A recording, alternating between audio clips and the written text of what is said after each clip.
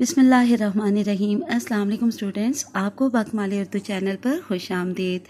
Students, आजकल हम MCQs कर रहे हैं, यानी कसीरुल इंतखाबी सवाल जवाब, जो कि फेडरल बोर्ड के पेपर पैटर्न में सबसे पहला सवाल होता है हिस्सा अव्वल के नाम से।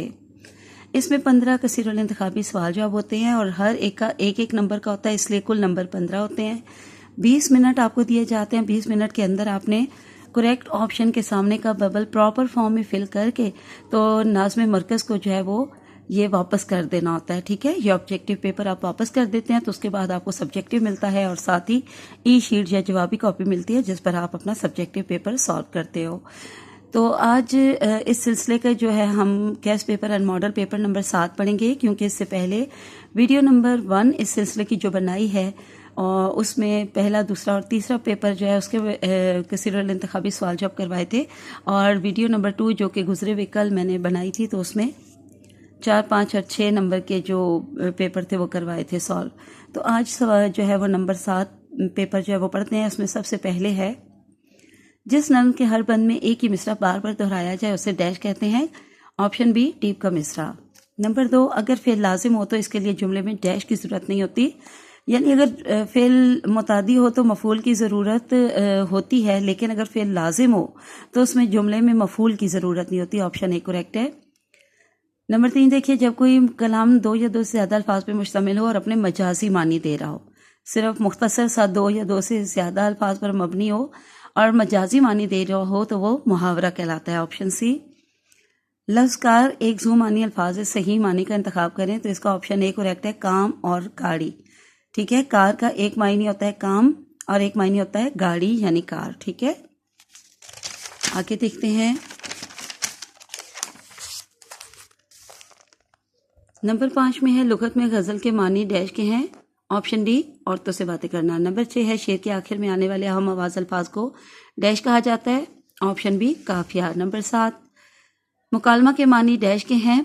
ऑप्शन डी इसका करेक्ट है, क्योंकि इसके पहले तीनों ऑप्शन आप पढ़िए।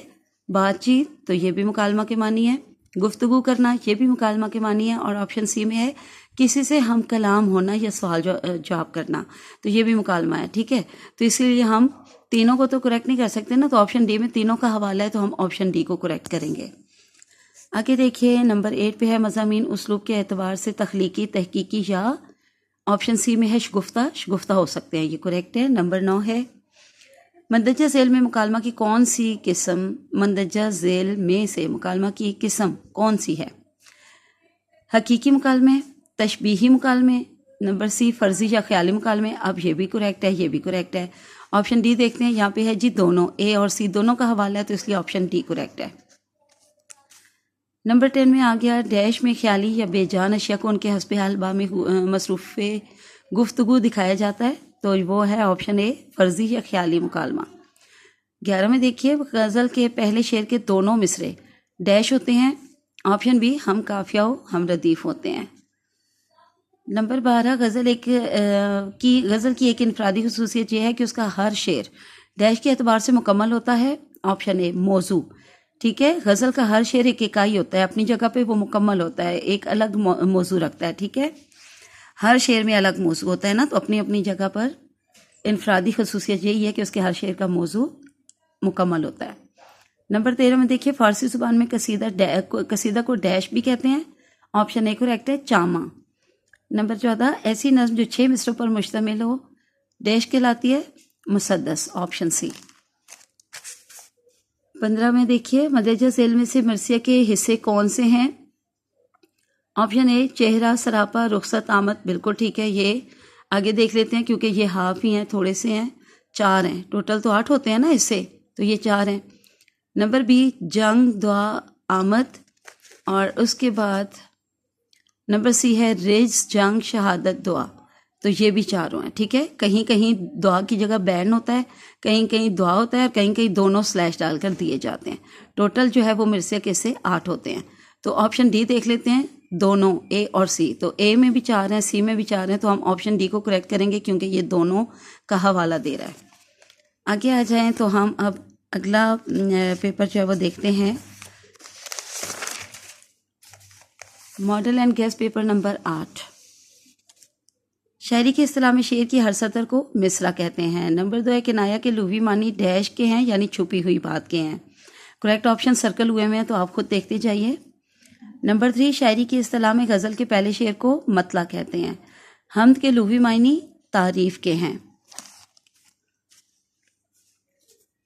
نظم کی کل قسمیں ہیں 5، ٹھیک ہے، نام بھی لکھتی ہیں میں نے، پڑھ لیجیے گا۔ نمبر 6 قصیدہ کون سی زبان کا لفظ ہے؟ عربی زبان کا۔ مرثیہ کون سی زبان کا لفظ ہے؟ عربی کا۔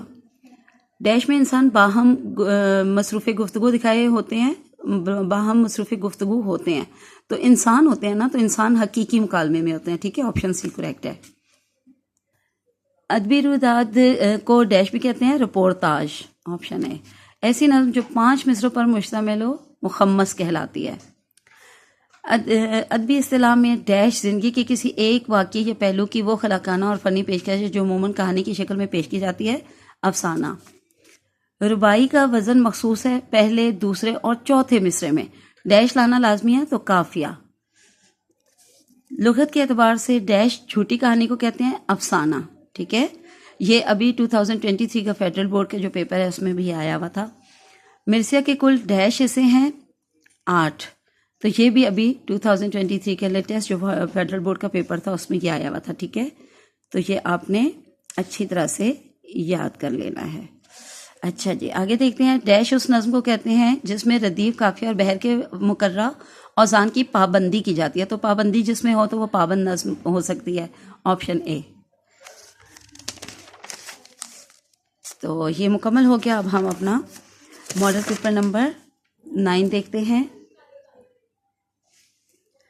ڈیش ایسے لفظ یا لفظوں کے مجموعے کو کہتے ہیں جو مجازی غیر حقیقی معنوں میں استعمال کیے جائیں، کنایا۔ مقطع کے لغوی معنی کیا ہیں؟ کاٹنا یا ختم کرنا، کیونکہ مقطع کا لفظ جو ہے نا وہ قطع سے نکلا ہے اور قطع کا مطلب ہوتا ہے کاٹنا، تو مقطع کے بھی لغوی معنی ہوتے ہیں کاٹنا یا ختم کرنا۔ شعر کے آخر میں آنے والے لفظ یا الفاظ کے مجموعے کو ردیف کہتے ہیں۔ ڈیش ایسی نظم کو کہتے ہیں جس میں قافیہ، ردیف اور بحر کی ضرورت ہی نہیں ہوتی، ٹھیک ہے، تو نام سے ہی پتہ چل جائے گا آپ کو، نثری نظم، کیونکہ نثر کی صورت میں ہوتی ہے۔ چلیں آگے دیکھتے ہیں۔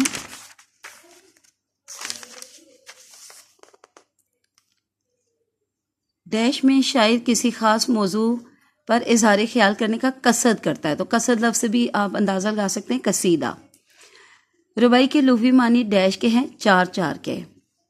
ناول کون سی زبان کا لفظ ہے؟ اطالوی۔ مندرجہ ذیل میں سے مضمون کا حصہ کون سا ہے؟ تمہید، جی بالکل یہ مضمون کا حصہ ہے۔ نفس مضمون یہ بھی ہے۔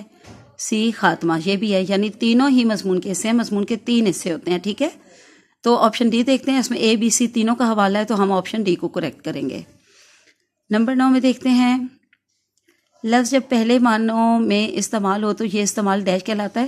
ظاہر ہے سب سے پہلا معنی جو ہوتا ہے وہ حقیقی معنی ہوتا ہے، کیونکہ وہ سچائی پہ مبنی ہوتا ہے، حقیقت پر مبنی ہوتا ہے، ٹھیک ہے، تو اس کا آپشن بی کریکٹ ہے، حقیقت۔ شاعرانہ مضمون میں ڈیش اس صنف کا نام ہے جس میں 4 مصروں میں ایک مکمل مضمون، مکمل بات کر دی جاتی ہے، تو وہ رباعی ہے، آپشن سے۔ مضامین موضوعات پر لکھے جاتے ہیں اور ان میں موضوع کی نوعیت پر کوئی ڈیش نہیں ہوتی، قدغن نہیں ہوتی، کسی بھی موضوع پہ لکھے جا سکتے ہیں۔ ڈیش شاعری کی وہ قسم ہے جس میں حسن و عشق کے موضوعات و تجربات ہوں، تو وہ غزل ہی ہو سکتی ہے، ٹھیک ہے، آپشن ڈی۔ ایک قصیدے میں اشعار کی تعداد کم سے کم 5 ہے۔ لفظ چاہ ایک ذو معنی الفاظ ہے، صحیح معنی کا انتخاب کریں تو یہ آپشن سی ہے، طلب اور کنواں۔ ایسے الفاظ جن کے 2 مفہوم ہو کہلاتے ہیں ذو معنی الفاظ۔ تو چلیں یہاں پہ اس ماڈل پیپر میں ہمارے پاس کیونکہ 10 پیپرز ہیں تو آج ہم پورے کر لیتے ہیں۔ یہ ہمارے پاس جو ہے وہ guess paper and model paper number 10 آ گیا۔ جس جملے میں مسند علیہ اسم ہو اور مسند فعل ہو، اور ہم نے مسند کو ہی دیکھنا ہوتا ہے کہ وہ فعل ہے یا اسم، تبھی ہم جملے کی پہچان کر سکتے ہیں کہ وہ جملہ اسمیہ ہے یا فعلیہ، ٹھیک ہے، اور یا پھر اس میں دیکھا جاتا ہے کہ فعل ناقص پایا جا رہا ہے یا فعل تام پایا جا رہا ہے۔ تو بہرحال جہاں پہ مسند فعل ہے نا تو یہ جملہ فعلیہ ہوگا۔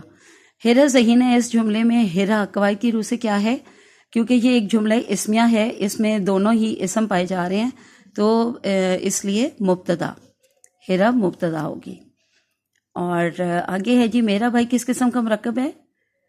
کیونکہ یہ ہمیں سمجھ نہیں آیا، ادھوری بات ہے، میرا بھائی سے آپ کیا کہنا چاہ رہے ہیں یہ سمجھ نہیں آئی، تو یہ مرکب ناقص کہلائے گا۔ لفظ بیت ایک ذو معنی لفظ ہے، صحیح معنی کا انتخاب، تو اس کا یہ زو معنی لفظ ہے تو دو مختلف معنی ہوں گے نا، ایک گھر اور ایک شیر، ٹھیک ہے، یہ پہلے بھی ہم نے پڑھا ہوا ہے، یاد رکھیے گا اچھی طرح۔ آگے دیکھتے ہیں وہ لفظ جو مجازی معنوں میں استعمال ہو، اسے قواعد کے اعتبار سے کیا کہیں گے؟ روزمرہ۔ مبتدا، خبر اور فعل ناقص کس کے اجزاء ہیں؟ جملہ اسمیہ کے، یہ تینوں جملہ اسمیہ کے بنیادی اجزاء ہیں۔ آگے دیکھتے ہیں جی، کسی نوعیت کی تقریب کی کاروائی تحریر کر لیں تو اسے کیا کہا جاتا ہے؟ روداد۔ ڈرامہ کی اصل یونانی لفظ ڈراؤ سے ہے، اس کے کیا معنی ہے؟ کر کے دکھانا۔ آس، ماس، گھاس جیسے الفاظ شعری اصطلاح میں کیا کہلائیں گے؟ کیونکہ ہم آواز ہے نا تو یہ قافیہ کہلائیں گے۔ ایسی نظم جس کے ہر بند کے 5 مصرے ہوں وہ کیا کہلائے گی؟ مخمس، آپشن ڈی۔ ایسی نظم جس کے ہر بند میں ٹیپ کا مصرع یا شعر بار بار دہرایا جاتا ہو کیا کہلائے گی؟ ترجیح بند، کیونکہ ترجیح کا مطلب ہوتا ہے لوٹنا، واپس آنا یا لوٹانا، تو لوٹانا کا مطلب ہے کہ یہ ایک بار بار آنے والا، لوٹ کے آنے والا مصرع یا شعر۔ آگے نمبر 12 میں دیکھیں، ایک روشن دماغ تھا نہ رہا، شہر میں ایک چراغ تھا نہ رہا، تو یہ علم بیان کی کون سی قسم ہے؟ استعارہ ہے۔ جن کے پاس بھی یہ ماڈل پیپرز ہیں انہوں نے دیکھا ہوگا کہ انہوں نے اینڈ میں جو کریکٹ آپشن دیا ہے وہ تشبیہ دیا، لیکن یہ وہ غلط ہے، کیونکہ اس میں جو ہے وہ پورے کا پورے چراغ کو ادھار لیا گیا ہے، مستعار لیا گیا ہے، اس میں اس کے ساتھ تشبیہ نہیں دی گئی، ایک جیسا نہیں کہا گیا، تو اس لیے یہ استعارہ کے لیے استعمال ہوتی ہے۔ استعارہ کی تعریف کے بعد آپ مثال میں بھی یہی والا شعر زیادہ تر یاد کرتے ہو، ٹھیک ہے۔ 13 میں دیکھیے، سوکھے ہوئے پتوں کو دے کر ڈیش منہ کو آتا ہے کلیجہ، کس لفظ کے معنی مخفی اشارے یا خفیہ بات کے ہیں؟ کنایا۔ علی اچھا لڑکا اس جملے میں ہے کیا ہے؟ فعل ناقص۔ تو چلیے آج کے لیے اتنا کافی ہے۔ اللہ حافظ اینڈ فی امان اللہ۔